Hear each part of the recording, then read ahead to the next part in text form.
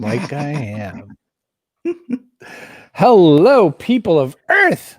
Hello, good morning. Welcome to the Backpack Show, where we bring you insights from unusual places. We are on YouTube this week, and boy, is it action-packed. YouTube only. That's going to be crazy shenanigans. That's all I know for sure.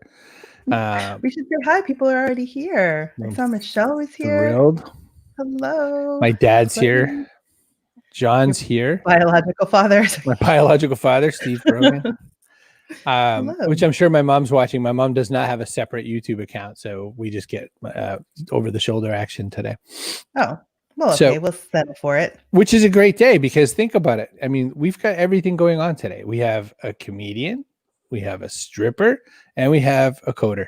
It's not totally just the stripper, the comedian, a burlesque performer. If we just made a show called Carmen All the Things, that would, it would have been enough. I would do it. Yes, it would. We're about excess. There's times that I'm like, I want a particular type of person. I actually didn't say I want to go find a stripper. What I looked for was somebody who took a business model that was suffering more than most because of the pandemic and found a way to become successful. And that's how I found Carmen Ali, also known as April Fiasco, because she turned their strip show into a virtual strip show, but also changed the whole business model around it. So we'll talk about that. I'm super excited to talk with her about that. My new friend, Kristofer Thomas, is a comedian, just had an incredible moment of tweet wizardry where the tweet just got like 8 billion likes or something like that. So we'll talk a little bit about that, about comedy. And Kristofer just recently came out as Kristofer. So we're going to talk a little bit about what that's like and the land of what to and what not to do and say. We have John off camera, John Saddington, who's a friend of mine for years. Don't freak me out like that, John. John, from years I've known John, is coding various different projects, and he's now running something called yen.fm. So we have there's a lot to get to. But we should thank Michelle, actually, because she connected us with John on Twitter. You already knew him, but I mean, she was like, hey, guess what? You got to go get this guy on the show. And we were like, oh, and Chris was like, yes, I do. I forgot about John. So and I have to imagine Victoria Rose must be a fan of April. The April Fiasco. Victoria who Rose. Isn't? If they're not, but they will be. She either is here for April or she's here for John Saddington. But she could be here for Kristofer. You don't know. She could be here for me. Kristofer's the one who's going to end up with her, but I'm just saying, you show up for one and you get the other. It's all right.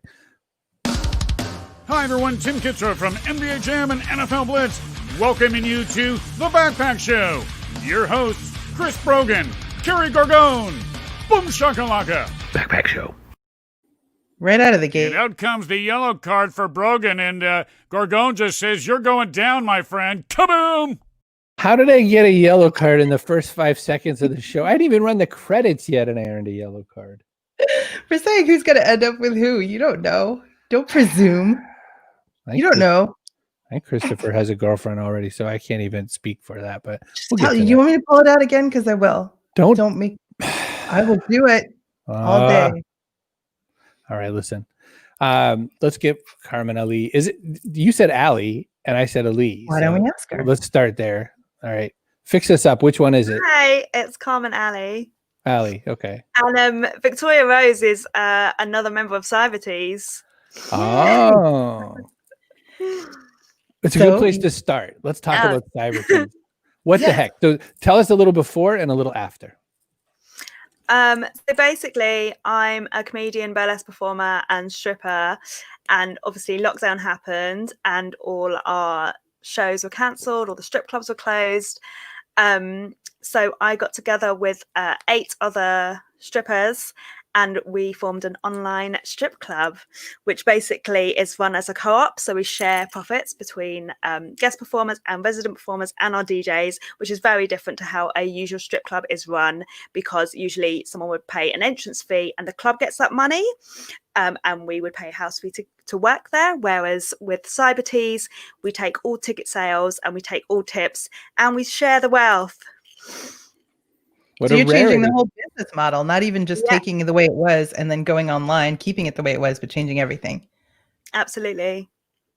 Is the difference between comedian, stripper, and burlesque how much clothes stay on? Like, how do you approach them differently? I mean, I guess so, but I'm funny doing all of them, so. It's a good way to look at it. They're all very like kind of out there ways of performing, and like can be really like vulnerable. And I think I kind of just like to do them all in the same sort of way, in the same extroverted way that I am. So when you were faced with this challenge, like how long did it take before you were like, whoa, lockdown is not going anywhere, we need to do something? How long did it take to organize CYBERTEASE? At the end of March, one of my friends, she sent a message saying, should we do this? And then by the 11th of April, we had our first show. So we literally had like about 9 or 10 days to sell tickets for our first show. And we sold loads of tickets, and it went so well that we were like, we need to keep doing this.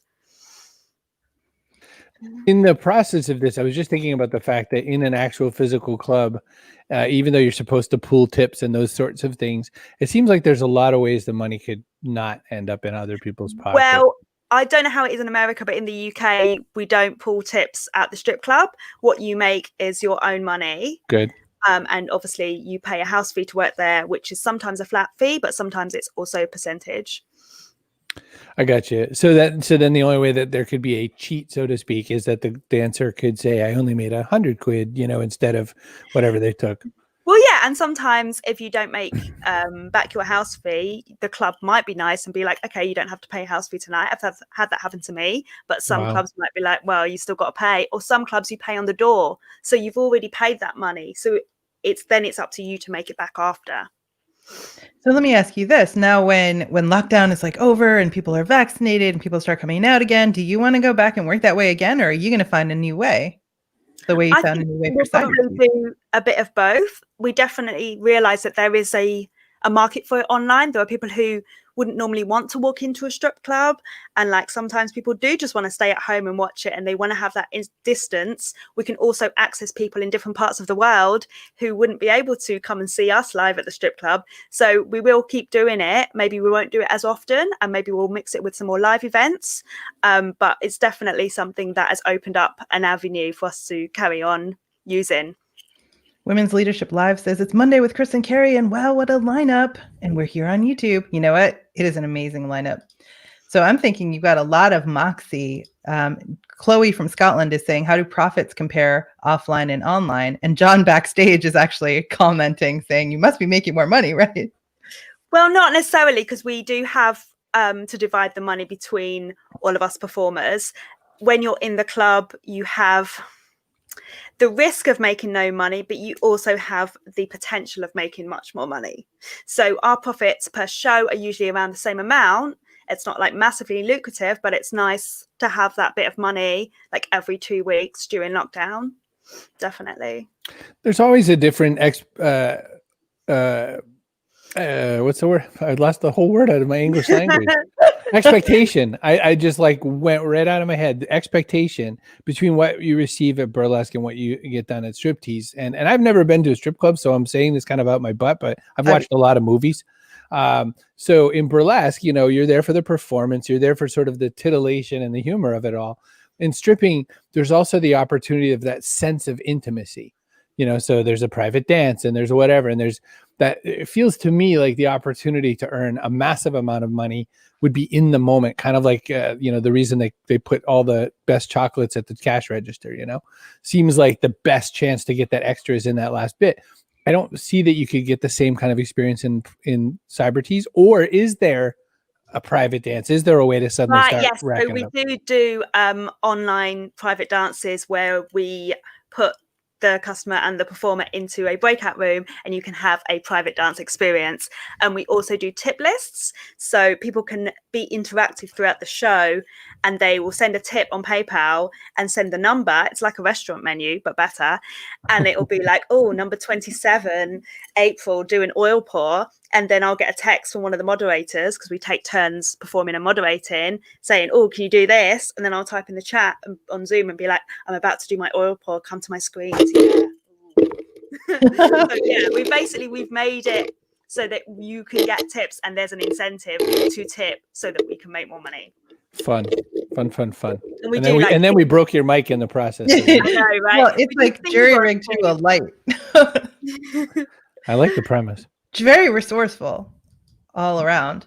So then how has it changed the way that you relate to your fellow performers? Do you feel now like you're more like you're on the same team and less like competitors, or how does it work? Like with the dynamic?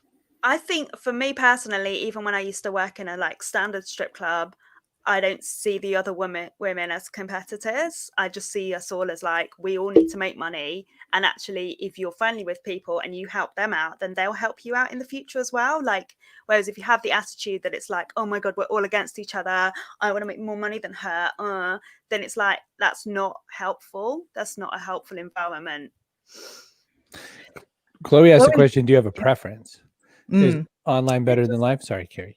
They're just different. No, it's cool. You go ahead. Like, it's weird because I think being inside has like made us all a bit lazy. So in some ways, I'm like, I quite like just being at home, doing my makeup at home, going to my living room and then doing a sexy thing there and not having to even leave the house. But then obviously you don't get that kind of like human interaction and chemistry and like experience that you would get when you're out. So everything has advantages and disadvantages, and one is not necessarily better than the other. They're just different. And we've had to adapt, so we adapted. Does it fuel your comedy as well, though? Like, I would think the in-person ones have a lot of comedy potential. Comedy is much better in real life. I've done a couple of Zoom stand-up gigs, like, and hosting gigs, and like it's fine, but like you can't hear people laughing like you would in real life. Whereas I think stripping is different. Like, I would feed off the kind of energy in the chat being like, oh yeah, that's so sexy. Oh yeah, I've tipped you for this, more than if you're doing stand-up. You just want to hear people laugh, really. So like, people are doing online gigs, but it's not the same. Not the same. You maybe have to put a laugh track in your ear to pretend. Exactly. Speaking of tech, more than one person's asked a tech question now. So now we have to kind of understand what runs CYBERTEASE. So I'm guessing it's Zoom plus. How do you deal with the breakout rooms, and then also what are you using to take money? Because at least in the States, that's several platforms won't let you give money if it's for clearly something of an adult nature. Well, or if you don't want to say, you could, after this, but trade secret. We sell tickets through Eventbrite, and we take tips on PayPal, but we don't have sexual content in the copy or in the comments or anything like that, if that makes sense. So you're adhering to the rules. What we're doing is very soft core as well. It's not like super hardcore pornography. It's very kind of like teasing and more subtle, if that makes sense. In some ways. Very much does. Absolutely. Yeah. Cool. Can we talk about the events and workshops and everything we're doing at Sexquisite Events? Oh, yes. So basically, my friends set up Sexquisite Events a couple of years ago, specifically to have a cabaret show where sex worker performers were performing. And I ended up helping her and ended up hosting the night. And then she asked me to come on board as co-artistic director. We applied for lottery funding, which what's lottery funding? So there's all right, we're American. That's fine. We have the National Lottery, which is basically just a gambling service where you pay £1 to get a lottery strip, and if your numbers come up, you win. But they do have a kind of fund where they fund lots of organizations. Yeah, it's a weird concept, but basically we applied for funding and said we want to run specific sex worker writing workshops so that sex workers could have a safe space to talk about their experiences and write about them without like feeling self-conscious or anything like that. And we got the lottery funding and we ran like about 10 workshops, and this was at the start of lockdown. So we got the funding to do them in real life, but then we only did one real life one, and then lockdown happened. So we moved them all online.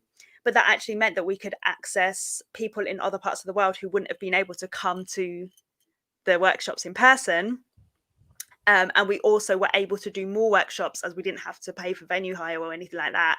So now we're doing a new set of workshops, which is open to everyone. It's open to sex workers and allies as well. So we're having to charge for those workshops.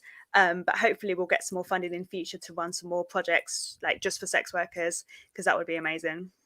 There's a lot to dig in with you, and there's so many places that people are going to have to go to find it. So sexquisiteevents.com. You can follow her on Instagram. Thank you so much, Carmen Ali, for showing up. This is so wonderful. Thank you for giving us your time. You're welcome. Stick around if you can. There's going to be a little bit of stuff. Listen, don't anyone walk away. There's two more guests. You can't do that. So we're doing it different. I'm even going to do the reads a little private bit. chat behind backstage is like, I know. I'm watching John like on the private chat. So that's pretty fun. All right, let's get in and out of these kind of fast. You know what to do. StreamYard, we're sponsored by it. You can make your own site. You can make your own really cool video, something. Bring your own striptease artist. That one. See Brogan.me/StreamYard. Authors. Write a book? Good. Well, you're an idiot because you don't know how to promote it. Good. Get on PubSite. You can make your own website. It'll be super fast and easy. And it's not even that expensive. It's like $800. Carmen, when you write that book, you're going to need a website. And you're going to have to go to pubsite.com where you can make a website so fast. And it's $800 a month. It is not. Stop it. It's a 14-day free trial. After that, it's $19.99 a month. And if you don't even want to build it, even though it's really easy and you should, they'll build the whole thing for you for $499. That's it. And it has all the pieces you need to promote yourself, your book, your appearances, everything. Also sponsors a person of the day. So someone start commenting, you bitches. Otherwise, we're not going to have any people. Oh my God. Don't you dare say that. Where is it? Wait. All right. Wait. I want to do it. I'm considering whether I want to do And out comes the yellow card for Brogan, and Gorgone just says, "You're going down, my friend." Kaboom! You know, the other thing is that there's like 85 other reads of that. So like at some point, you have to keep swapping them out. I know. You know, I shouldn't know Kristofer Thomas, but I'm glad that I do. By the way, my brother's name was Thomas, so I am Kristofer Thomas. So I shouldn't know Kristofer Thomas, but Erica Nicole Clark, former Backpack Show guest, Mr. T's daughter, retweeted Kristofer saying, "Hey, I want you all to know I'm coming out and my name is Kristofer now, so call me Kristofer." And I was like, "Hey, cool, I'm in." And then I talked his head off for like a whole afternoon in private chat. It was weird. I was watching some Christmas show that someone made me watch with Bigfoot or something. We'll get back to that. It was so weird. We'll get back to that. So these two things are connected. So yeah, Michael Shannon was in it, and I like Michael Shannon a lot, so I was totally down to watch it. But it's literally a Christmas movie wherein Bigfoot is the primary plot point. So these two things are connected in my head. That and talking to Kristofer about what it's like to come out as trans, what it means for his comedy. But I had not even seen his comedy until I think yesterday when I saw the doctor's office visit skit. So this was a gamble. Turns out he's funny. So is there a red card, says John? Not yet. Not really. Although Stop Talking is red. Oh, I guess that's true. Yeah. All right. Going to hit a button and I'm going to bring on Kristofer. So you're going to want to hit a different button. Will you stop telling me what to do? You're not the boss of me. You're not my real dad. What's up, Kristofer? How are you? Good, how the heck are you? Thank you for having me. Best day of my life now. Woo! Kristofer was backstage saying it was not weird when you were private chatting. So not weird. Oh. Yeah. I think that's very generous of you, Kristofer. Yeah, I don't think it was weird. It was touching. I thought it was touching, People don't understand it. Like it's everything's tricky. If you come out as gay, it's tricky. If you come out as anything, it's tricky. If you're not typical, I saw a meme, and I guess this is a good place to start with. I saw a meme of these two people of color standing on their porch, dressed in these really awesome kind of like anime costumes, and they said, "Man, I can't wait till anime is even more mainstream, so we can wear this stuff around the hood." And I thought, man, even that's got to be tricky. But tell me a little bit about timing. Like, why was this the time? Why did I have to be Kristofer now? Yeah.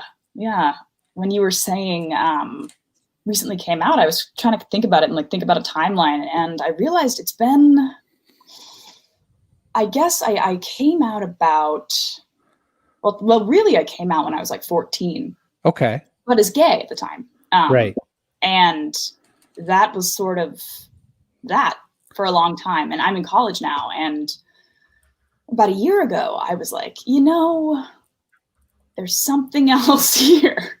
Something else is cooking, I think. And I kind of kept it like this close friends only secret. But I told all of I was like, I think I'm trans, and everyone was very supportive. I live in New York, and all my friends are either gay or trans themselves. So I was surrounded by love, but so that's what happened there. And simultaneously, I was kind of just exploring stand-up. I had my first like real gig and was going to a lot of mics, and a lot of my material wasn't like reflective of, obviously, you know, being trans. And so I think it made it easier, at least for a little bit, to keep it like in my personal life, if that makes sense. I was like, you know what, like people don't need to know this, and I don't know what to say about it yet, and my parents don't even know, you know, and how about I'll kind of keep it, you know, yada, yada. And something about maybe lockdown and just being stuck inside, like with yourself all the time, really got me sort of reflecting a lot. And I've seen this kind of idea floating around online, but I think I've seen a lot of people have kind of epiphanies about their self-identities while in quarantine. And it's interesting to think about, because I think socializing and other people, you know, that impacts so much of how we see ourselves and how we want to label ourselves and identify. And so I think I say that to say, I think being alone, I was like, who do I have to pretend for right now? And you know, no one. So I'd always liked the name Kristofer. My family's German, and my birth name has a K as well. So I was like, you know, that'll, you know. And I started making these little sketches about being trans and, like, you know, trying to demystify the idea of, like, you know, discovering your gender is different than you thought. And yeah, so then I one day tweeted, just talking about, I was like, fuck it, I'm, you know, Kristofer. And that's how I met Chris. And so I guess, yeah, long story short, I have been out for maybe, to like my family and everyone, a few months, but I guess online formally it's been not that long. Yeah. Right. It's big. Yeah. It's big. Well, and you said, I want to ask one question. I know Kerry's got some questions, I'm sure, but I have to be greedy and ask another one, which is sure, good. Your comedy material, ostensibly, is observations. It's stuff about your life. It's, you know, we draw from that, and also absurdities that we observe. That's where you get comedy from. To not go after your specific identity and all that sort of thing is interesting to me. And I guess I'm going to sidecar this by, I don't know if you've watched all of the Dave Chappelle material on trans stuff. And I'm curious to know your take, because I think he made some really great points that are really hard for some people to get past, like the mental gymnastics it takes to get there. But maybe that's my take. So I'm curious to know about your material and also your take on Chappelle. Yeah.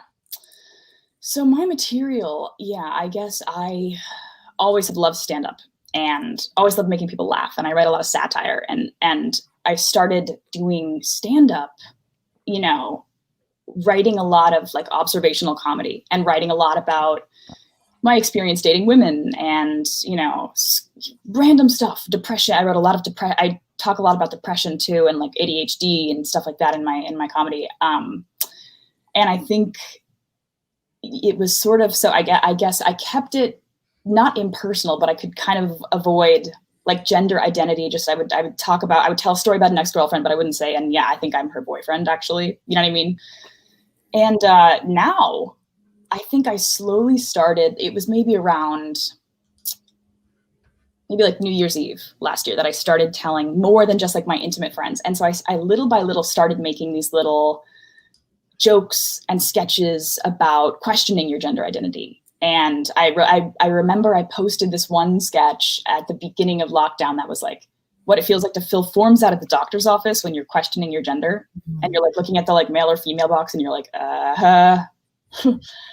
and that was kind of my real, I think, pivot foray into including more personal, like, you know, more personal stuff in my comedy.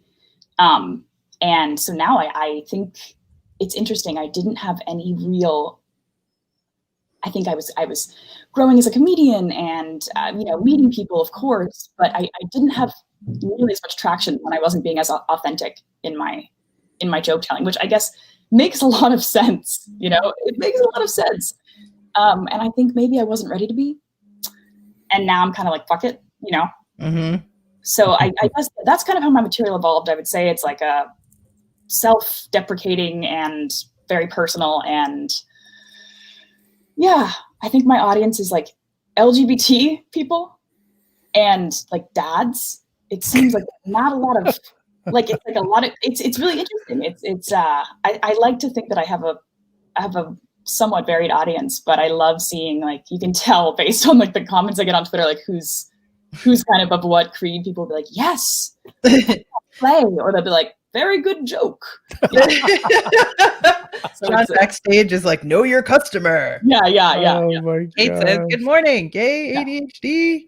Yeah, we've got So John, sorry to cover you with this Mike Wazowski thing happening, but John says, what have been the more surprising reactions? What have been some of the more disappointing outcomes for coming out? Like, what would you do differently knowing what you know now? Also, is that okay to ask? Yeah, totally. I think part of this also is like, I think I put myself out there for a reason. I think it's okay to ask part. Yeah, it is. Can I see the question again? There was part of it. There's many things. There's a lot of things. Yeah. Okay. Oh, yeah. I got you. Okay. Here we go. Surprising reactions, disappointing outcomes, and what would you do differently? I think surprising reactions, and this makes me, now I'm like, that's sort of a melancholy thing, but I was surprised at how amazing everyone I know has been. That's kind of, I guess, a little bit like birds of a feather. You know, you attract people with similar kind of, like, I don't think I have a lot of like homophobic people that like gravitate towards my work, you know, or in my personal life, but literally everyone I know has been just the best. It's been really, really heartwarming, and that surprised me. I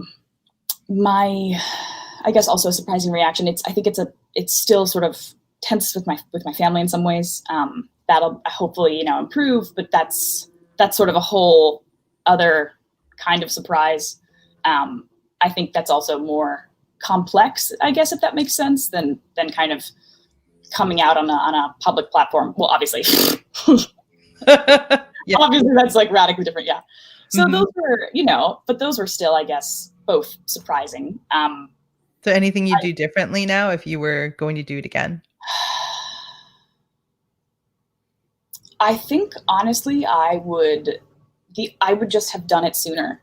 I think I kind of for a long time thought that everyone knew if they were trans, like, right away. I was like, no. These people wake up as like children one day and just like, and they know. And for me, I was like, just really, you know, as a kid, I felt like a kid. I didn't really feel like anything other than a child, really.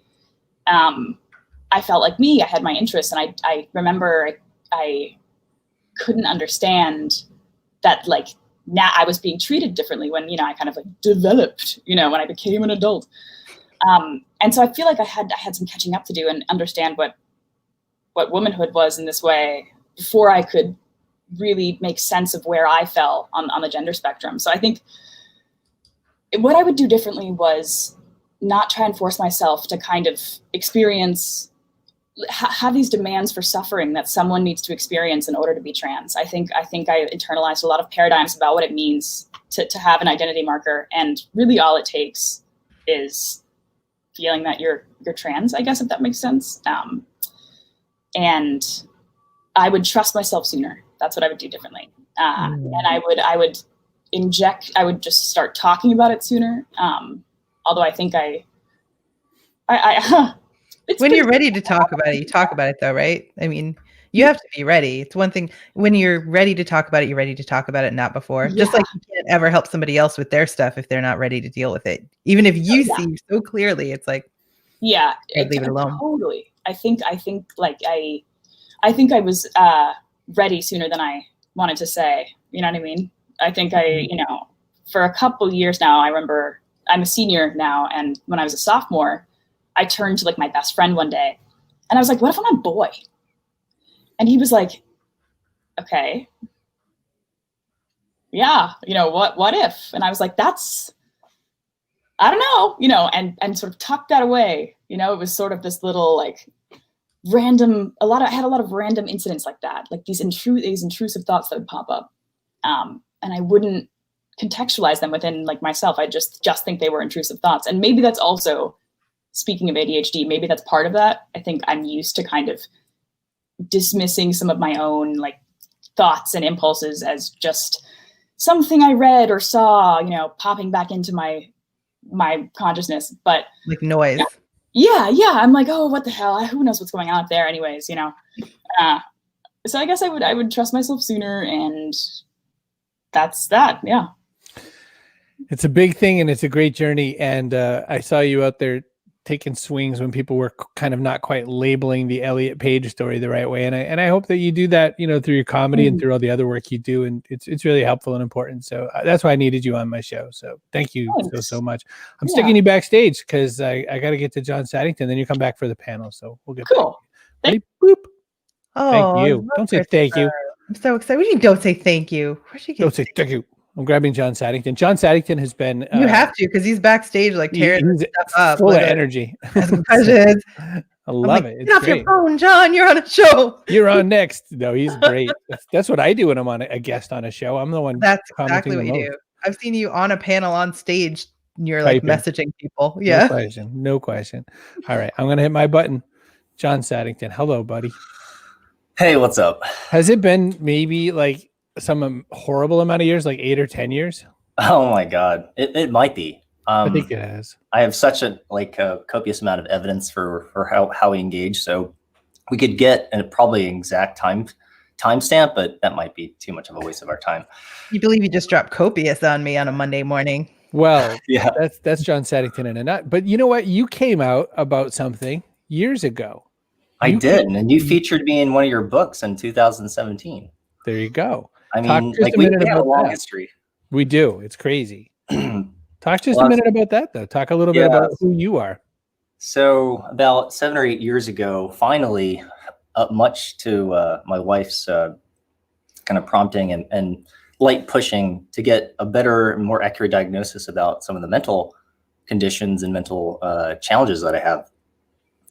Always knew that I was on like the spectrum and had issues with anxiety and depression, attention deficit disorder.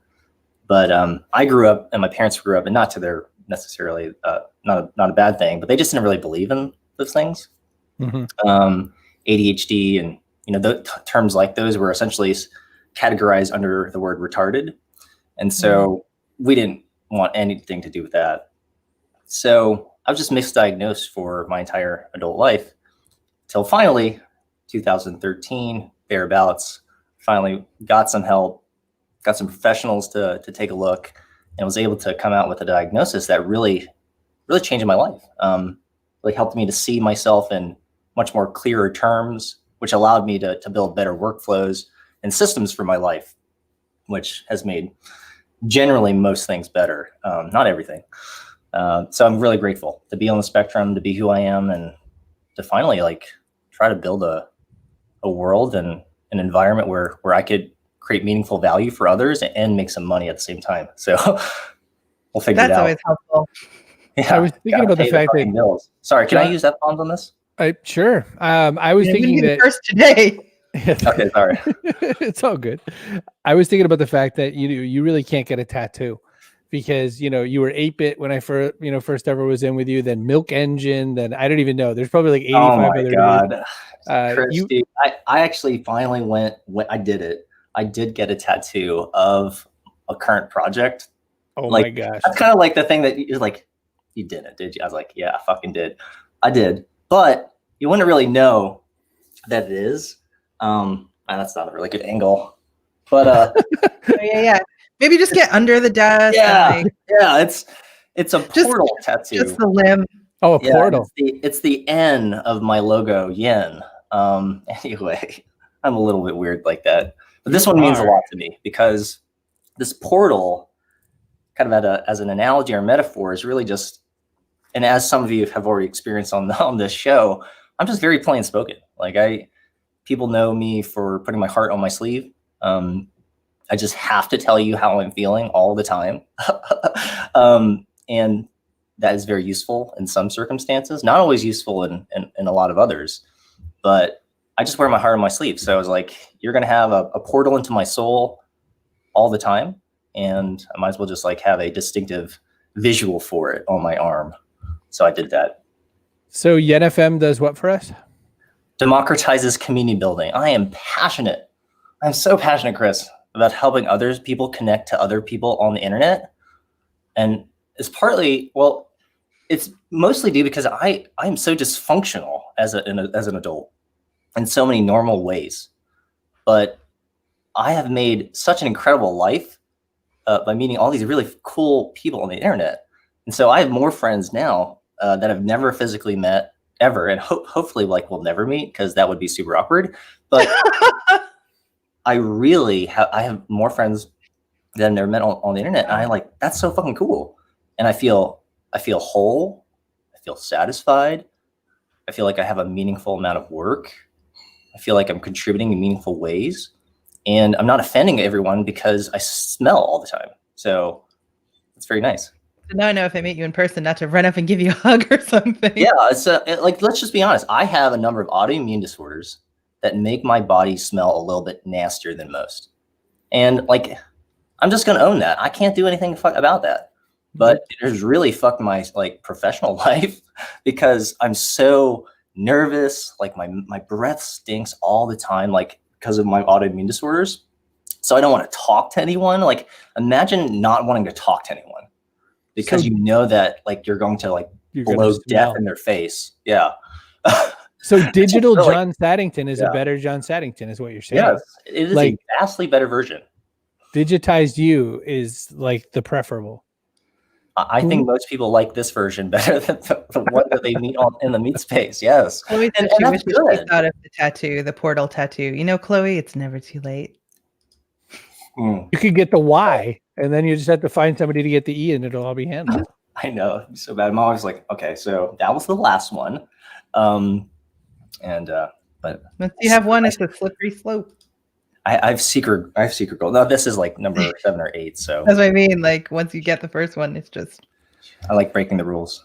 You'll be like our friend from France who has gone all the way to tattooing his eyes. You see him? My goodness. Oh, yeah, that's hardcore. Sylvain Helene. The freaky hoodie he goes by on Instagram. He's a model and a teacher. He teaches primary school. And so now he's not allowed to teach kindergarten anymore because one of the kids got scared. But he's tattooed everywhere.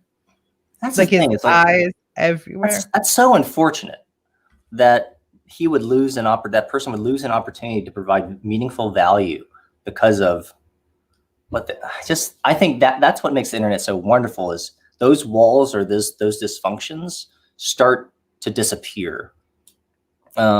So that's why I think that the internet is so cool. Well, his hope is that the students who have him, because he says at first people react to the tattoos, and later on, they look past them and he's just him, cool. That they'll grow to be more tolerant, accepting, less prejudgmental people. I think that's one of the things I really appreciate about Chris's book about, like the freaks will hand to earth. I think that was the title of the book, because it gave a little bit more of an accurate snapshot of what the world is really like. That like there are vastly more people who are super weird in their own private ways than just like more normal, mediocre, boring people. Like we all have our private insecurities. We all have our private fetishes. We all have our private things. But it's so crazy is what the internet allows us to do is it allows us to connect with those other people who have this really far out fetishes. And we're like, hey, we're not so alone. Right. And that makes the world so small. It makes it fun. And it just makes it so much more of an enjoyable place to be. Helps you find the right category on OnlyFans. That's right. So I'm for that. If I can help other folks connect with people who are like them, who are into the shit that they're into, God, it's a big that's thing. So worthy. Yeah. Well, it's a good time to bring back Carmen and Kristofer then, because this is a community episode, especially with so many people. Listen how you gave that prompt so everyone knew. Carmen, you have to be that kind of person, like what John's saying, that has to really point to the people who are doing, who don't want to feel so alone. Oh, yeah, definitely. And I think I've definitely got to know more sex workers during lockdown, and we formed a much more supportive community. And it's important to have a community and have people who really understand what it is that you've experienced that no one else can understand. Chloe points something out. I'm curious Kristofer's take on this. Weird is so normal, we just don't know it yet. Yeah. So the whole time John was talking about his work, I was like hopping up and down in my seat, because there's something super like vital about online communities. And I think for all marginalized identities and all people of different interests and like subsects of interests, having like camaraderie is the most important thing. And what I was thinking about in terms of myself is, and I didn't fully realize until I kind of went down this journey, is that there's this historic, it's like a running joke in the community, like the trans community, that there's a lot of like online congregation of trans people. Like there's some kind of like famous forums and pockets of, you know, like subreddits and whatever, you know. And I was thinking there's safety too online. A lot of that I think is safety. You can have, there's a lot of obviously negatives that come with the anonymity on the internet, but there are a lot of positives too for people who aren't necessarily like, yeah, I agree with this comment here. Yeah, that's my girlfriend. Thank you. Hi. You mean he's your girlfriend? Yeah. Wow. Okay. Hi. Yeah. Did I pronounce it That right? is a really neat comment. I like that. Yamini, yeah. Yamini. Okay. Yeah. Yummy. that is really cool. I'm gonna steal that today. Yeah. In fact, hang on just a That's a second. cool idea. This will Yeah, it's a cool name, right? this will save me just a few minutes. So hang on one second. Oh, and here's our person of the day. Kaboom! She's our person. Yay! Yes. And what So- does she get for being person of the For day? being person of the day, you get an apple, Yamini. Ooh. Yamini. Sorry. You just go to your local store, buy the apple, Wash it really good. and then it's yours. And then it's yours. Oh my god, this show. What the fuck? Yeah. This is- where have you been missing all this time? What do you want? Thank goodness. Everything. Michelle's fault you're here. So, you know, I'm glad that you. We had Scottish comedian Ashley Story on a little while ago, and she was saying, so she's on the autism spectrum, and she can't understand like why people hide the weird stuff until they're like married with kids and a mortgage. She's like, put it right out there. Just put it right out there. You know what? That's my story. Yeah. My wife really didn't know that I had so many issues. And so we've been now happily married. Well, not always happily married, but we've been married 15 years now. Wow. But yeah, so she was a part of that discovery process. And that was kind of cool. Yeah, nobody's happily married all the time. I mean, that's No. ridiculous. No. Because nobody's happy all the time. Period. Yeah. You could be happy every day. It's not all day, every day. That'd be insane. And it's okay to be unhappy. Yeah. Just, you know, as a state, as a general state, it's okay to be unhappy, just not all the time. Mm-hmm. Then you have to go looking for it. All right. So you all three are navigating business models that are atypical.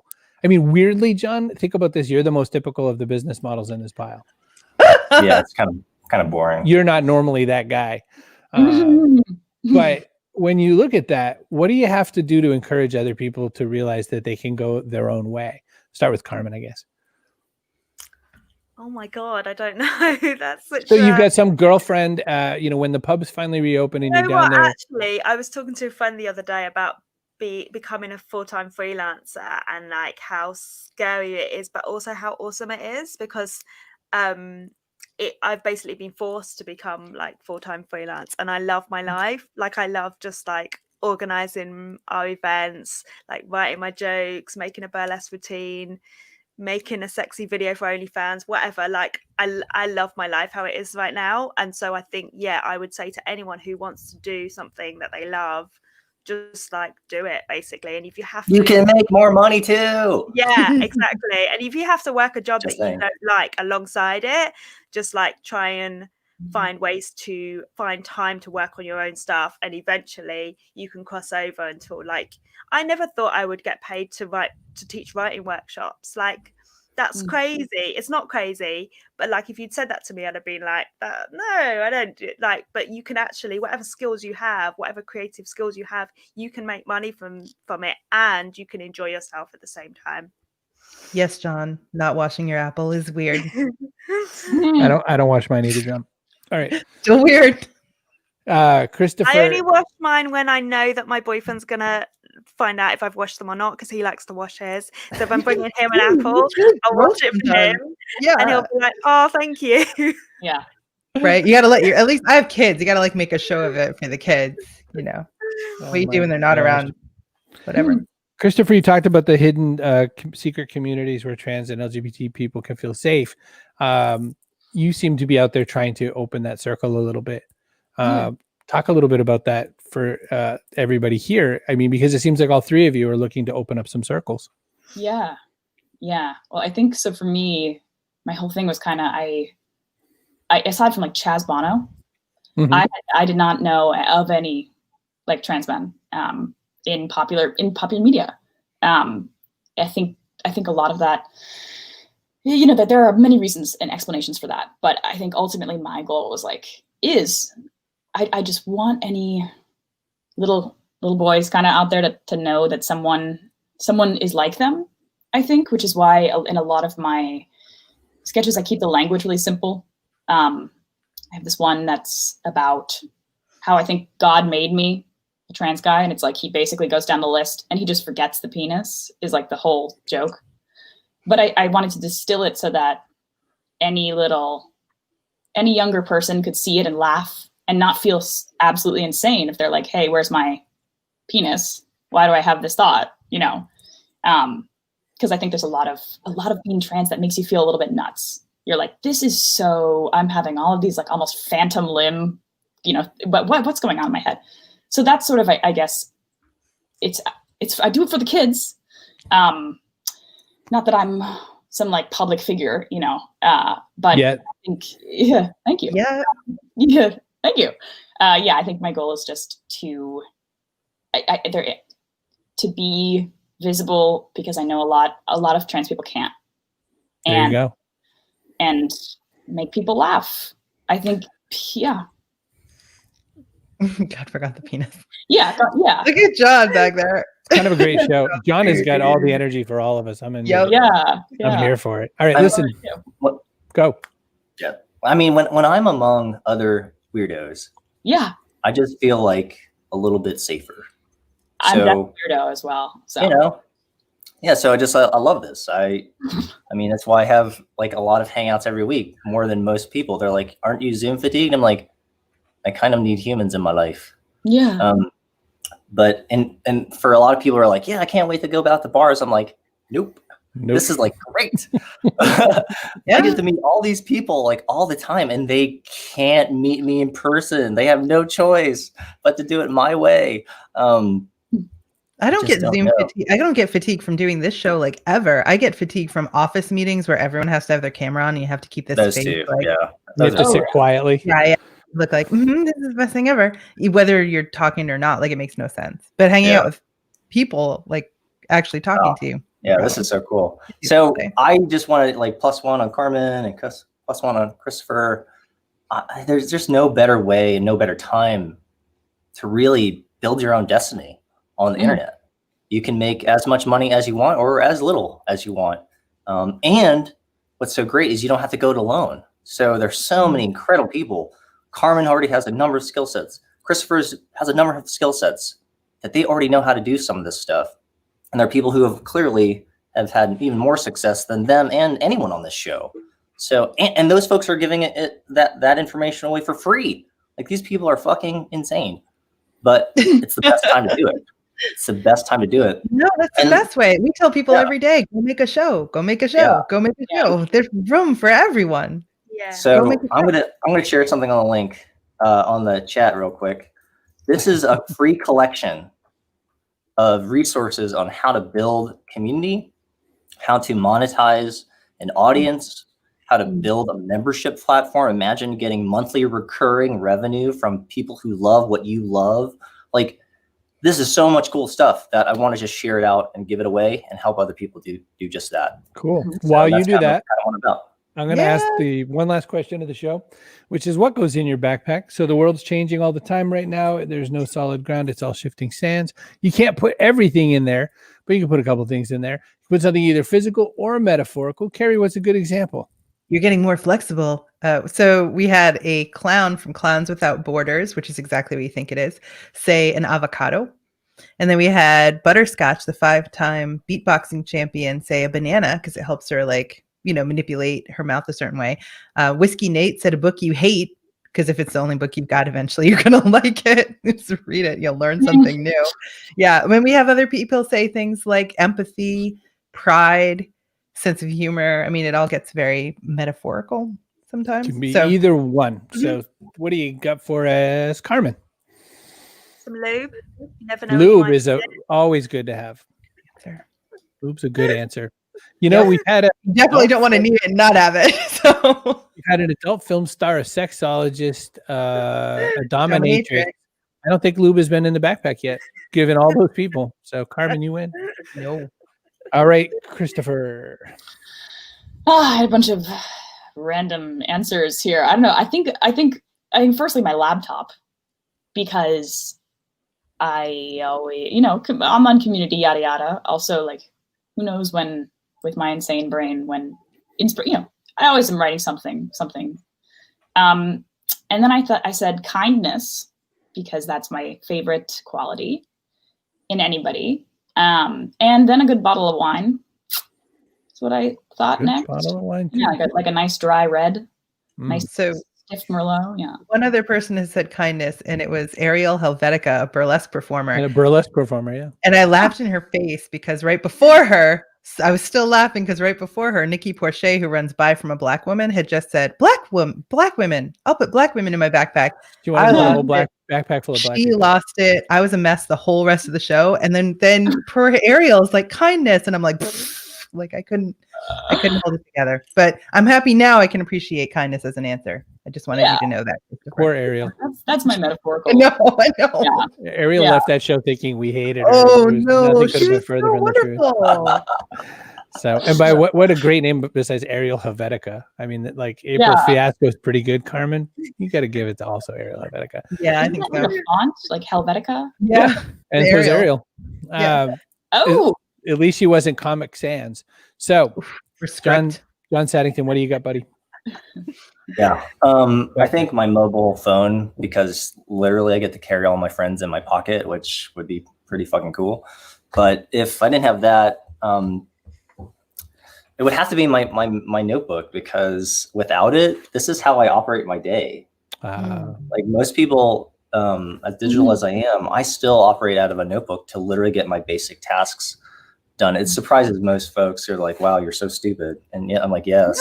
If I don't have this, says that. I think you say that in your head, but nobody says that. But like I have maybe hundreds of these stacked for years. And hey, make sure I do my blog today. Literally, make sure I check my email today. Got it, check. Like, but that's just a system that works. So I don't think I would be unable. I think I would have to have it wherever I go. Yeah. Wow, I can't believe anybody would ever say you're stupid. I'd be like, suck it. I don't care what you think. I think that's what I heard when I was younger. Oh, just like, wow, you can't remember to go to the bathroom by yourself. Oh, that's on your list. Make sure you go to the bathroom. I think that's a good list. And well, when I was younger, I would also have said suck it when I was younger. So. But all right. But I thought I was Wonder Woman growing up.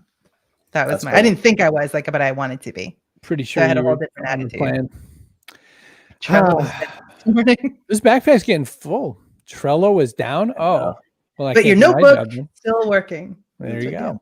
Can't do my job. So there we go. So it's a big full backpack at this point. Yep. I was just trying to think about what my grandmother would add to the backpack, because I've said before it might have been like just a can of light beer from Miller or maybe a margarita mix. But I think I finally came up with the answer.